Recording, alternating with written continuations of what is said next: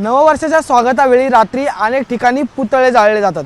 याच्या मागची संकल्पना असते की आधी केलेली जेवढी वाईट कामं आहेत ती सोडून द्यायची आणि त्याच्यानंतर नव्या संकल्पना धरायच्या। आणि त्याच पार्श्वभूमीवर आता या ठिकाणी मुंबईतल्या वरळी भागात जे ती गोपचार बिल्डिंग बाहेर एक पुतळा जो आहे तो तयार करण्यात आलेला आहे।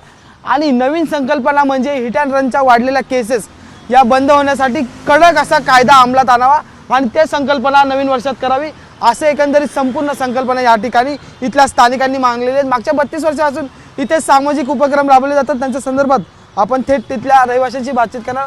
काय नेमका हा संपूर्ण संकल्पना आहे?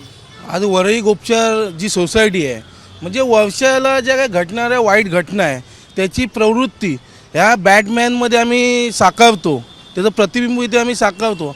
आज या वर्षामध्ये ज्या काही हिट अँड रनच्या घटना घडल्या, आज 6 महिन्यापूर्वी जी वरळीला जे आमच्या वरळी कोळवटे नाखवा कुटुंबाची घटना असेल, पुण्याचा ॲक्सिडेंट असेल, घाटकोपरचा असेल, कुर्ल्याचा असेल आणि काल रात्री घाटकोपरला झालेलं पुन्हा एक हिट अँड रनचं प्रकरण असेल, याच्यासाठी ही वाईट प्रवृत्ती नष्ट होण्यासाठी आम्ही या ठिकाणी आज बॅटमॅन तयार केला आहे। आणि केंद्र सरकारला या ठिकाणी आम्ही एक विनंती केली आहे आणि या ठिकाणी सह्यांची मोहीमसुद्धा राबवली आहे की आपण हिट अँड रन विरोधी आणि ड्रंक अँड ड्राईव्ह विरोधी एक कडक कायदा आपण नाही करा, कायद्यामध्ये सुधारणा करा, जेणेकरून जो हा गुन्हा करेल त्या आरोपीला तात्काळ त्याच्यावर कारवाई झाली पाहिजे, असं आम्ही या ठिकाणी सह्यांच्या मोहिमेद्वारे केंद्र शासनाला एक निवेदन देणार आहे।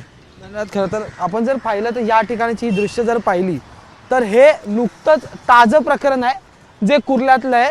कुर्ल्यात बसने अपघात झाला होता, त्याच्यावरचं जर पाहिलं तर वरळी, जसं त्यांनी सांगितलं, वरळीत ज्या महिलेचा नाखवा कुटुंबाचा मृत्यू झाला होता ते BMW प्रकरण आहे। त्याच्या बाजूला जर पाहिलं तर पुणे पॉर्चे प्रकरण जे गाजलं होतं ते सुद्धा आपल्याला या ठिकाणी पाहायला मिळतं। आणि त्यामुळे एकंदरीत ह्या रहिवाशांचा असा मुद्दा आहे की आता हिट अँड रन जे ते बंद करण्यासाठी कडक असा कायदा जो आहे तो केंद्र सरकारने अंमलात आणला पाहिजे। त्यामुळे जे हिट अँड रन करतील त्यांना सुटका न मिळता थेट त्यांच्यावर कारवाई करून त्यांच्यावर शिक्षा करता येईल अशा पद्धतीचा कायदा सुद्धा बनवण्यात यावा। त्या संदर्भातलं पत्रक सुद्धा तेज आहे ते केंद्र सरकारला देण्याचा प्रयत्न त्यांचा असणार आहे।